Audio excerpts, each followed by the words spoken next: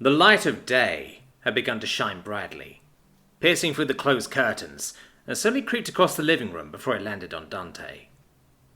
Stirring awake from a deep, relaxing sleep, the dog slowly sat up, their wounds having fully healed on their own. "Hey." The dog heard the quiet whisper from behind as they got several comfortable scratches behind the ears.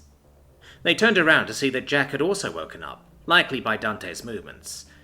They were smiling at him, and Dante smiled back with bright eyes in relief that things were okay, and was glad that they didn't detect any pain in Jack's dreams last night. "Let's get you some fresh air, but you've got to be quiet. The others are still resting," Jack whispered, gently moving up off the sofa and quickly checking to confirm that nothing was wrong with the others. Confirming all was well, he and Dante snuck down one of the corridors to use an exit that wouldn't wake anyone else up. It was a bright day outside, with no poor weather to mar the dawn of the new day, as Jack walked around in bare feet to loosen the stillness in his legs, feeling the blades of alien grass slip between his toes, massaging them from the stress of the previous day, as he casually strolled across their land. Dante happily hopping alongside him. He looked at the shuttle they had acquired the previous night, and once again wondered how they were even still alive. The ribcage-like chassis with engines still had the makeshift rigging of rope Jack had tied to it, the lifeline still tied onto the thickest parts. According to Nika, the engines weren't that great, being quite slow and inefficient, and wouldn't be suitable for anything long distance, but they would have to do a more thorough check when it came to doing work on it. Jack eventually came to sit down against one of their district walls, Dante plopping down next to him. Honestly, with the amount of funds and assets they had all received, they could probably easily put a few benches around and not even notice the cost. Looking around at the abandoned buildings, it would certainly be worth the conversation with Alora, who owned the district. Certainly they had to spend their ill-gotten gains on something more than just a hot tub. Apparently there were local contractors willing to do the tub, but the group had held off while Jack's bounty was so high. It wouldn't be hard for a hunter to disguise themselves, after all. "You seem to heal quickly," Jack whispered to Dante, as he took a good look at the dog, noticing no scars or cuts remaining. "Woof!" Dante replied with a happy bark. "I wonder if they make translators for magical space dogs of dubious origin," Jack asked rhetorically, as he scratched the dog behind the ears. Dante made a confused whine as he cocked his head at Jack in reply. "Probably not," Jack shrugged, "but I can guess you want some of those space sausages Nika made for you?" he asked teasingly, knowing Dante could understand. "Extra portions for everyone after last night, plus we have a party later. There's going to be food there for you too, since you're coming with us." "Woof!" "Alright, guess I'm cooking," Jack sighed as he got to his feet. He had rested enough. There were things to do. "Have you ever had pancakes?" he asked the dog. Alora woke up after a long rest to a faint sound of sizzling in the background and an oily smell in the air. Feeling comfortable and content, she lazily looked over to see Jack working in the kitchen on something, with Dante next to him, looking at him with a wagging tail. Jack saw her and gave a little wave, pointing to the others who were still asleep.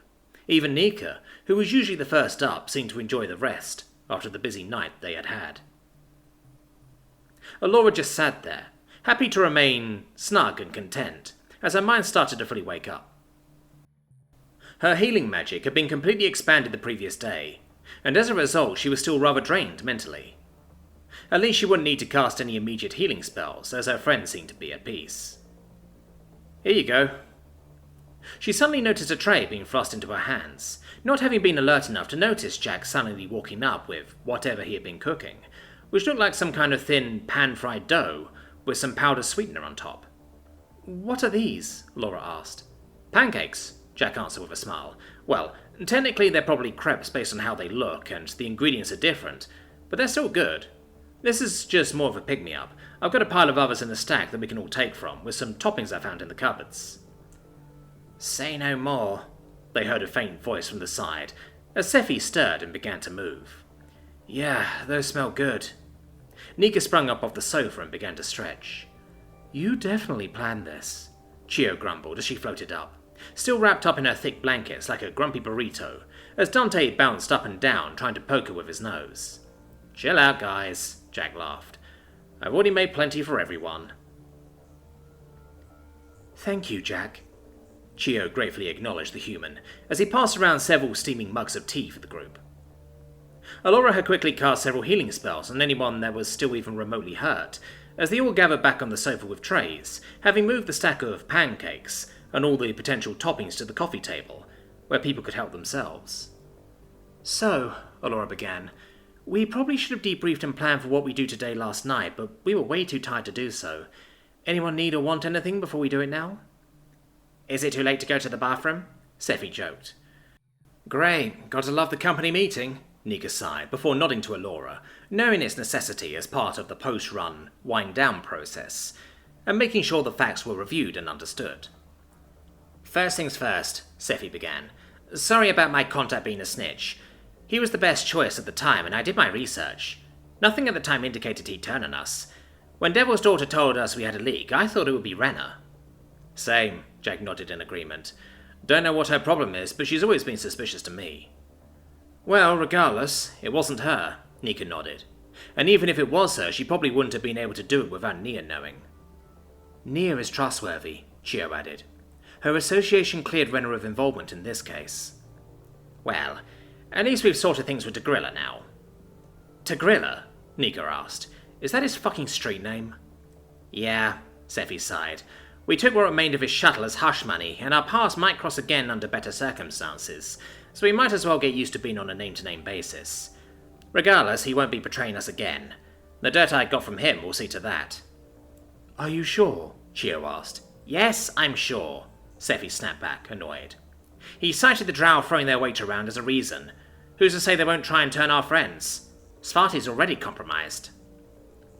We'll address the drow and the shuttle in a moment, Allura acknowledged, raising her voice to head off the incoming argument. Remember, we want to do this in order. What happened next was our arrival outside the pallet pit, when Nia dropped us off. She got us pretty close, Nika pointed out, meaning we could avoid the drow's attack on the surface. Thank goodness for that, Chio pointed out. Nia's very good with her sorcery, and knew that time was of the essence, so she took a risk getting us close. Then we got closer and found a welcoming committee, Jack added, remembering the butcher. One of the leaders of the cult with an entourage and a death wish, Allura nodded, claimed the prophet told him we'd be coming, and tried to take out Jack in a suicidal attack. I put a few feelers out on him for curiosity's sake, if nothing else, Sephi spoke up. Someone like that's got to have shown up somewhere. I have less hope for the other two leaders, though. Someone that bloodthirsty wouldn't look out of place in the Red Legion, Chio concluded, though I doubt they'll be forthcoming about their former troops. We then had a lovely little stroll through the pallid fucking pit. Nika gulped a large swig of tea at that. Nothing particularly notable up top, not even the place where Jack remembers awakening. It had suffered a recent cull, so it wasn't too wild, and any attempt on us failed miserably. We figured we had to go underground at the same time the drow arrived, and those assholes were definitely special forces. The most notable stuff occurred underground, Chio pointed out. Though I could discuss at length the strangeness of the Gloom Pass, it was when we split up where I think we need to look at most. Yeah, Jack nodded. The drow split us up, but what were the monsters they had with them? We didn't see them on the surface. Nothing I've ever seen before, Allura shrugged. Chio? Nor me, Chio shook her head. Though Devil's Daughter did mention the involvement of Dr. Reyes Grine with the drow, did they have any particular weakness? They were tough to beat, but point-blank annihilation seemed to work, Allura grimly confirmed. The majority came after Dante, Chio and I, though we were able to defend ourselves with heavy use of magic, though they clearly had some kind of resistance to it. Devil's Daughter somehow found us and helped us with the rest before we teleported to you. Again, I have no idea how she was able to pinpoint your location. I just told her roughly which direction you went in. That's spooky, Jack shrugged, before looking to Sephi and Nika. You were able to find me after a while. What happened with you?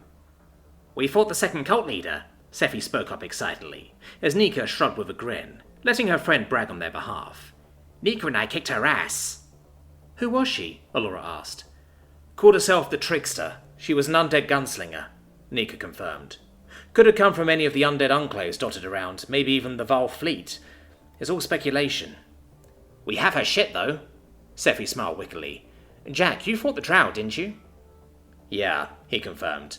2 of them you thought were the nobles in charge. Brother and sister, both very dead. I picked up some interesting things off of them before linking with Seffi and Nika, but we found a massive ritual chamber of some kind before we pushed to the inner sanctum. I've seen the flamethrower you picked up? Chio raised a finger as if considering something. It wouldn't be too hard to combine its functionality with your shield gauntlet, if you just assign another command word to it. I can do that a little later for you. Sure, Jack agreed, if the rest of you are cool with me keeping it. Then we all convened on the Stygian leader, who most of us initially assumed to be Devil's daughter, but of course we now know she was most likely the Prophet, the 3rd leader of the cult of the Destroyer there, Allura concluded, and multiple individuals we believed to be behind the Skinsaw Slasher murders. Hell of a hard fight, Nika added, as everyone nodded. You should all be proud. And we came out with a lot of good shit and a lot of answers, Seffi grinned. And more questions, Chio cautioned. There was a very faint resonance of the Gloom Cauldron down there, though we do not necessarily know where Dubaku picked it up, or if the cult of the Destroyer even knew about it. He couldn't have picked it up at the pit, since it would have had a stronger presence if it was there. The possible link to Jack is too much of a coincidence to ignore. She looked at Jack as everyone else listened intently. I have no proof or any understanding of how, but I believe the Gloom Cauldron has a direct link to Jack's arrival in the Pallid Pit, but not on its own. There must have been other factors in play, and for now, we don't know what they are. We haven't gotten rid of the Gloom Cauldron yet, have we? Nika asked, and Allura shook her head. We should keep this piece of the puzzle around for now. If anyone that knows asks, tell them we gave it away and don't elaborate. Agreed, Allura nodded reluctantly, as everyone else who was hesitant fell in line. The cult knew a little based on how they wanted Jack to be the Destroyer's active hero, but clearly not enough. Not only would Jack never do that, the Destroyer has never knowingly responded actively to worshippers, and many of their prophecies are falsehoods and wishful thinking. We have a few positives from this whole thing, though, Seffi perked up, trying to make everybody feel better. Yeah, Jack smiled. Malakil is off my ass, and House Malkar lost a bunch of their elite soldiers, and possibly a few family members. His expression then turned serious, but personal issues aside, we took down a lot of bad people, and I really hope it's made a difference. Speaking of that, we're headed to some shrine in a few hours, Nika replied, addressing the others, designating neutral territory for representatives of several parties to look over the physical evidence we gathered on the Skinsaw Slashers, and report back on the scans we've sent them. And here I was hoping for a longer lie-in, Chio grumbled. At least this place has a good cafe, Jack shrugged, as he ordered another of his new favourite drink. It was a very milky concoction with faint hints of coffee, white chocolate, and a smoke grenade. It was some good shit. The area they were in was simple. Apparently over centuries, this area had once been situated on a major crossroads, and pilgrims would erect and maintain simple wayside shrines to honour their gods to and from conducting business. In more recent times, the area had been adopted by a multi-faith family who ran the cafe and tended to the shrines, honouring the gods of all who came by, even commissioning the construction of more shrines if representation was missing. Good, bad, and in between were all welcome, and the rule of neutrality was exactly why this was a popular meeting place. The squad had arrived with about 10 minutes to spare, and the representatives they were here to meet were 10 minutes late. The representatives had at least booked a private room to use, along with a waitress to take their orders. These assholes better at least pick up the tab, Nika grumbled, as she fidgeted in her chair. At this rate, we're going to be too stuffed for the party tonight. Can't wait for that, Seffi grinned. We should totally buy outfits while we're out. You don't already have any? Jack asked, trying to head off the potential torture of clothes shopping with a gang of girls. Won't it be too late? Allura smiled. What are you talking about? There's plenty of time. We can totally buy some new outfits. The girls all nodded in approval at the wonderful idea, while Jack screamed internally. Don't worry, Jack. You can help us pick them, Chio tried, and failed to cheer Jack up. But before he could diplomatically try to negotiate his way out of the shopping trip, they heard movement outside, before the door was unceremoniously pulled open without any knocking, as an array of various people of all sorts of species stormed in. A few of the group were about to say something aggressive, and Jack had even expected an attack, before the figure at the front embraced him with furry paws. "Thank you. Bless you," the old woman clutching him sobbed. Indeed, many others had similarly embraced whoever they could get to. Chio quickly backed away and floated to the top corner, since she was furthest away, completely confused by what was going on. Even Dante got plenty of hugs, though they didn't understand why. "Looks like you've been busy," a familiar voice called out from the door. High Priestess Cornelia was smiling faintly at the group, though her eyes gave Jack the sense that he was in trouble about something. "High Priestess," Allura called out, being the first one to regain her wits, "I wasn't expecting you to attend in person." Her smile grew warmer. "It gave me an excuse to leave the temple, and I had to come down. And for goodness sake, girl, we've been on a first-name basis for a while." "This is the group?" another voice called, female and more professional sounding, as a quadruped being with red feathers and a sharp beak came into view behind her. "Paladin Jadirel," Sephi acknowledged, not sounding too amused. "Sepharina," the paladin queried. "It's been a while." "No thanks to you," she almost spat, before Jack placed a hand on her shoulder to calm her down. The human was careful not to make any big movements, as he kept his other hand politely wrapped around the shoulder of the old mammalian, still sobbing into his chest. "I think an explanation is needed," he cordially proposed, while he stared the paladin down.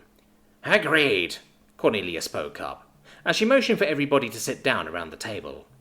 "Some of the representatives are still to come, but based on the data package you sent us about the skin sore slashers, several of our inquisitors have been connecting the dots overnight, and have resolved in full several of our previously ongoing cases.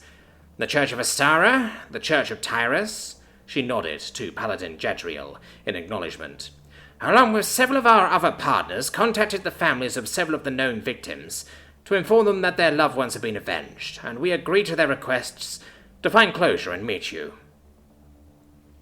Chio immediately looked ashamed at backing away as she had, but how the hell was she to know? Some advance warning would have been nice, but perhaps it was for their sake as much as it was for the families of the victims. They had done some genuine good here, and these were just the cases the Inquisitors had confirmed closed, based on the data alone. Neolithy had always been one of the more cynical members of the group, but she had to admit, it felt righteous in a warm, fuzzy kind of way. Still awkward as fuck, though. At least she didn't have anyone bothering her. Woof! Dante looked up at her from where he'd walked under the table. Never mind. "My granddaughter was only 9 cycles old when she was taken from us," the old woman told Jack, who just didn't know what to say. "Thank you for avenging her." "She dances among the celestial skies, Lesky." Cornelia gently pulled her away and led her to a seat as more people arrived. There wasn't much for the group to do, mainly recant their story of the previous night, and tell the representatives how they came to encounter the skin-sore slashers, minus the reason for them being there in the first place. Despite already being informed in advance, several of the people around were shocked to learn that there was more than one, and while the link to the cult of the Destroyer was long known, the extent was not, and there was shock and horror at how insidious it was. "Perhaps this means the pallet pit has finally been cleansed," one of the corporate representatives rubbed their hands together. "If it could be developed." "That would not be wise," Cornelia acknowledged the speaker with a nod. "And that is not the reason we are here.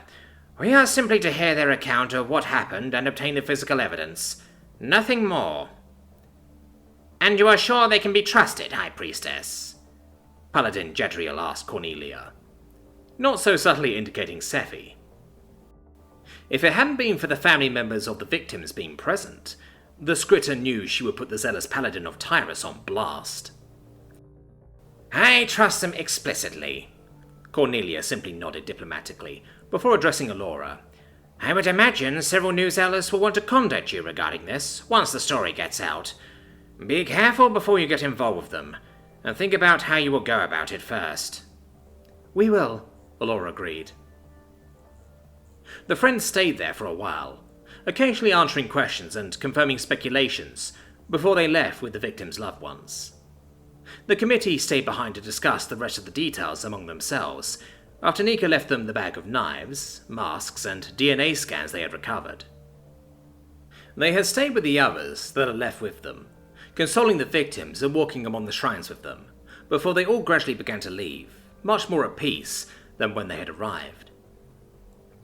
Lesky was the last to leave, having reminisced to Jack about her granddaughter, as she stared at the simple shrine of Astara they were sitting at.